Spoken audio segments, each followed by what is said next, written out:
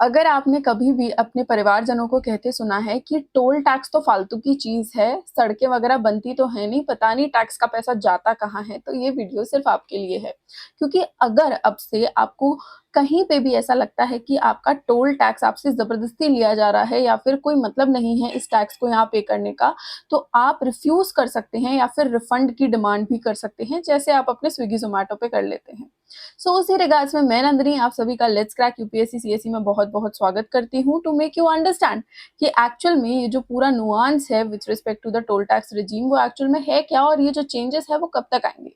सो इसी रिगार्ड में अगर हम देखें कि एक्चुअल में ये हमारा डिस्कशन कहाँ से स्पार्क इन होता है, तो बेसिकली एक पीएसी यानी कि एक पब्लिक अकाउंट कमेटी जो है वो बनी एंड उसके गठित होते ही उन लोगों ने रिव्यू जो था वो अपना स्टार्ट करना चालू किया हमारी हाईवेज की रिस्पेक्ट में।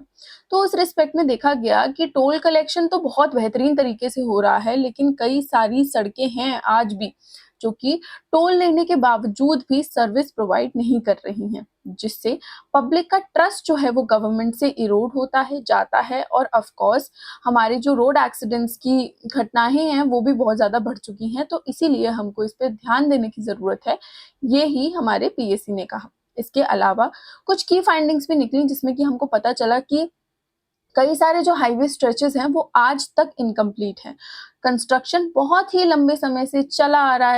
है पर खत्म होने का नाम नहीं ले रहा, जिसकी वजह से सेफ्टी और traffic management has become a problem and ये जो पूरी एस्पेक्ट्स हैं वो वायलेट करती हैं हमारे नेशनल हाईवे अथॉरिटी एक्ट को, जो कि हमारे सेक्शन नंबर 7 और 10 के तहत दिए गए हैं, जिसमें हमारा फेयर कमर्शियल कंडक्ट अगर नहीं होता है तो और यूजर अगर पे करता है तो सर्विसेज के लिए गवर्नमेंट को अकाउंटेबल होना पड़ेगा। उस रिस्पेक्ट में ही पीएसी ने बोला कि यहाँ पे वायलेशंस तो धड़ल्ले से चल रही हैं, लेकिन उसकी जवाबदेही कार्यवाही कोई नहीं कर रहा है, जिसके लिए हमको कुछ रिकमेंडेशंस हैं गवर्नमेंट के लिए जो अगर वे मानती हैं तो बहुत ही अच्छी बात होगी। जिसकी रिस्पेक्ट में पीएसी ने रेकमेंड किया कि हमको गठित करने की ज़रूरत है government backed quality assessment mechanism, जो कि ऐसे ग्रुप्स होंगे जो time and again surprise checks करते रहेंगे, जिसकी रिस्पेक्ट में ये हमारे जितने भी हाईवेज हैं, रोड्स हैं जो आज तक नहीं बनी,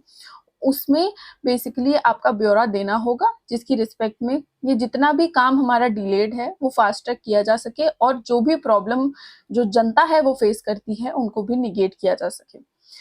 हमको डिफाइन करना होगा कि किस रिगार्ड्स में हम ये जो रिव्यू करके रिफंड जनरेट करवा सकते हैं या वेव ऑफ करवा सकते हैं अपनी फीस, उसके नुआंस को भी कि ठीक है पैसा तो वापस, लेकिन ऐसी क्या क्या शर्तें होंगी जिसकी रिस्पेक्ट में हम पैसा वापस मांग सकते हैं या पैसा देने से रिफ्यूज कर सकते हैं, वो बताना पड़ेगा गवर्नमेंट को।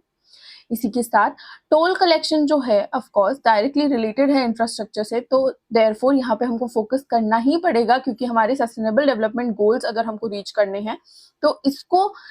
इस एट्रीब्यूट को मेजरली फोकस करना बहुत ज़्यादा ज़रूरी है और ट्रांसपेरेंसी मेंटेन करना भी ज़रूरी है, क्योंकि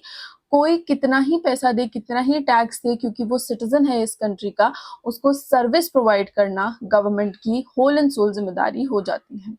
अब इससे होगा ऐसा कि कंज्यूमर्स के ऑफ कोर्स राइट्स जो है वो अपनी प्लेस पे प्रोटेक्ट हो जाएंगे, टोल वैल्यू भी हमारी बेसिकली हम लोग निकाल पाएंगे, उसको ऑब्टेन कर पाएंगे और एनएचएआई के रिस्पेक्ट में अगर आप देखो तो सर्विस डिलीवरी बेहतर हो जाएगी, क्योंकि ऑब्लिगेशंस बहुत ज़्यादा इम्पोज हो जाएंगे,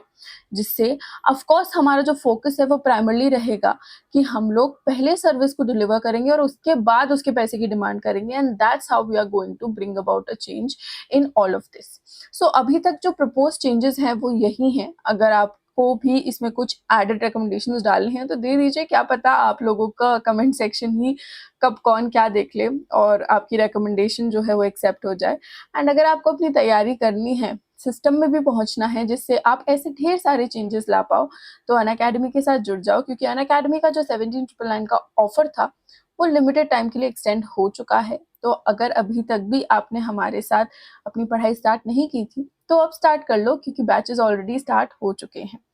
2 या 2 से ज़्यादा साल का अगर आप कोर्स लेते हो तो आपको ये सारी जो सुविधाएं हैं जिसमें लॉजिंग, आपका मेंस का रेजिडेंशियल प्रोग्राम, ये सब आपको एडिशनली मिल जाता है। तो देर किस बात की, अपने बैकलॉग को और ज़्यादा मत बढ़ाओ और आज के आज ही जो हमारे लेटेस्ट बैचेस चल रहे हैं उनको ज्वाइन करो।